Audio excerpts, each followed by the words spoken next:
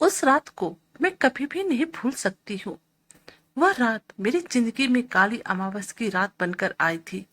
आज उस घटना को बीते हुए पूरे 10 साल हो गए हैं, लेकिन ऐसा लगता है कि कल ही की बात हो। मेरा नाम इनका है और उस समय मेरी उम्र 22 साल थी। मैं पढ़ी लिखी और समझदार लड़की थी। मेरी शादी को 2 साल हो गए थे और मैं अपने पति के साथ लखनऊ जैसे शहर में अकेले रहती थी। मेरी सास ससुर गांव में रहते थे। एक दिन मेरे पति को अचानक कंपनी के काम से शहर से बाहर जाना पड़ा।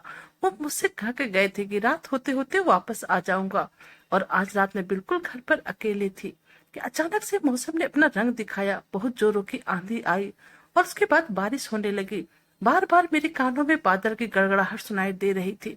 मैंने अपने घर के सारे खिड़की दरवाजों को अच्छा से बंद कर लिया था। मैंने अपने पति को फोन लगाया, लेकिन नेटवर्क प्रॉब्लम ताकि फोन डिस्कनेक्ट हो गया।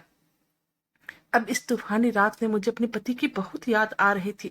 आज पहली बार मेरे पति मुझे छोड़कर शहर से बाहर गए थे।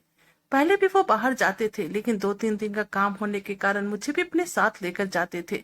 मैं होटल में रुक जाती थी और वो दिन भर काम करके फिर वापस शाम में होटल चले आते थे। लेकिन आज उन्हें अचानक मीटिंग के कारण अकेले ही बाहर जाना पड़ा, और उन्होंने मुझे यह भी कहा कि मैं रात तक वापस आ जाऊंगा। अब मैं बेसब्री के साथ अपने पति सूर्या का इंतजार कर रही थी। रात के 12 बज चुके थे, बाहर की बारिश हो रही थी। मैं बार बार घड़ी की तरफ देखे जा रही थी। आज ऐसा लग रहा था कि समय थमसा गया है। फोन न लगने के कारण मुझे सूर्या की बहुत ही फिक्र हो रही थी, और आज अकेले होने के कारण मुझे इस घर में बहुत ही अजीब लग रहा था। अगर थोड़ा भी बिजली कड़कती तो मैं डर जाती, और अब मुझे अपने पति की बहुत ही याद आने लगी थी। नींद तो मुझे आ नहीं रही थी और समय काटे कट नहीं रहा था। फिर ध्यान भटकाने के लिए मैंने सोचा कि थोड़ा टीवी देखकर अपना मन बहला लेती हूँ, और फिर मैं आराम से बैठकर टीवी देखने लगी।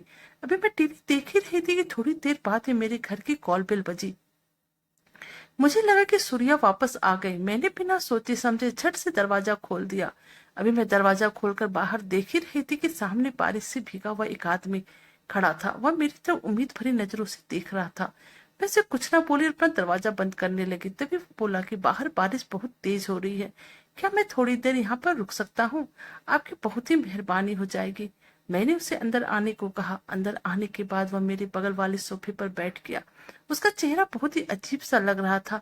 उसकी बड़ी बड़ी दाढ़ी थी और उसकी आंखों में अलग से चमक थी। उसे देखकर मुझे ऐसा लग रहा था कि मैं इसे पहले कभी देखा है, लेकिन मुझे कुछ याद नहीं आ रहा था। उसकी उम्र 25 के आसपास हो रही थी।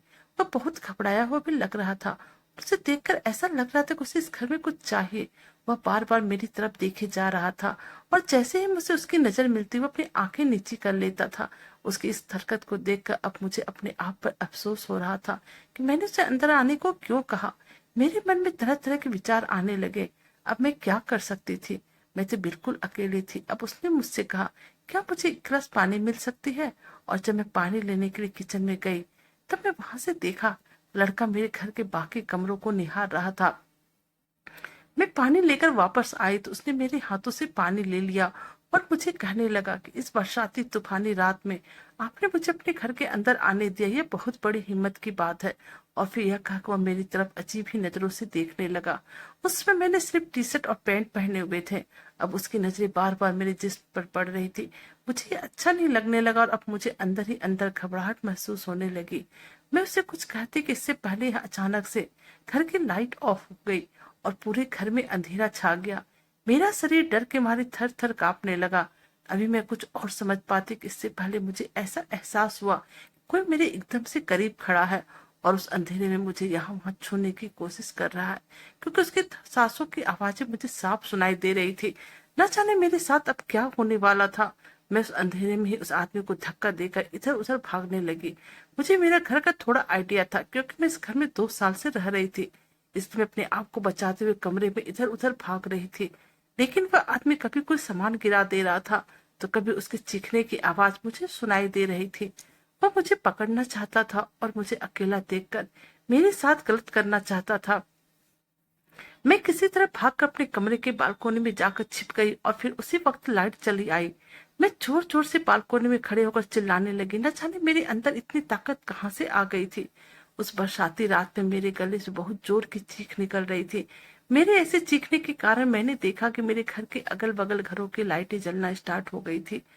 मैं सभी को चिल्ला चिल्ला कर बता रही थी कि मेरे घर में चोर आ गया है।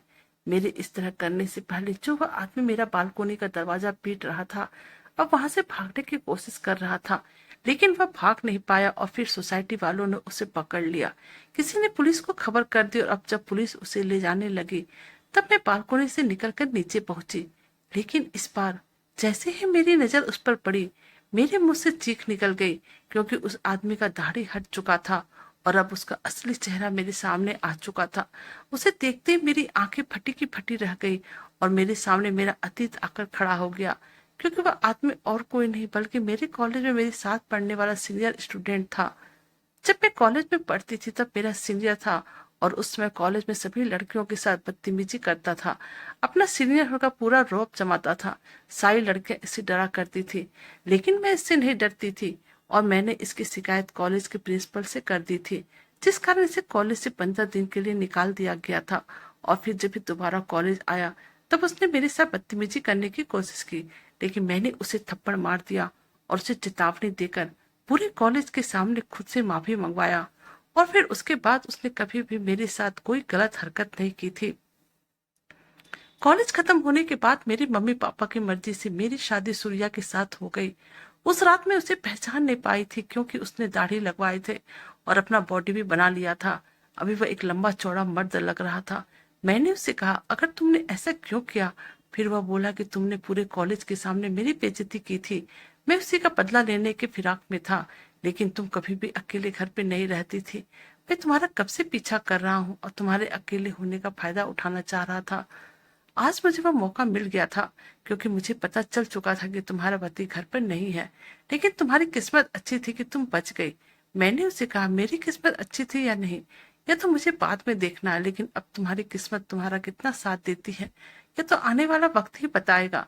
मैंने उसके खिलाफ रिपोर्ट लिखवा दी थी। इन सब मामलों में मेरे पति ने मेरा पूरा साथ दिया और मेरी सोसाइटी वालों ने भी मेरी हिम्मत की बहुत तारीफ की थी। और फिर उस आदमी को कड़ी से कड़ी सजा मिली। अब हम लोग दूसरे शहर में आकर रह रहे हैं, क्योंकि 5 साल पहले मेरे पति का दूसरे शहर में ट्रांसफर हो गया था। सभी कुछ अच्छा चल रहा था, लेकिन आज भी मुझे वह रात याद आती है तो मेरा शरीर अंदर से कांपने लगता है। मैंने उस रात बहुत बड़ी गलती कर दी थी। मुझे यूं इस तरह अकेले रहने पर कभी भी अचानक से दरवाजा नहीं खोलना चाहिए था, क्योंकि उस रात मेरे घर तो लुटता ही साथ मेरी इज्जत भी चली जाती और हो सकता है मेरी जान भी चली जाती। इसलिए मेरी तरफ से आप सभी को गुजारिश है कि कभी भी बिना सोचे समझे रात में दरवाजा ना खोले और अकेले रहने पर बिल्कुल भी ना खोले, क्योंकि अपनी सुरक्षा अपने हाथों में ही होती है।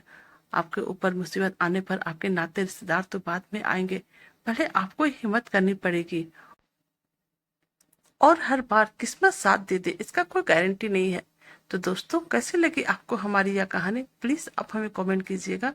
अगर आप हमारे चैनल पर नए हैं तो हमें वीडियो को लाइक, सब्सक्राइब और शेयर कीजिएगा। Thank you.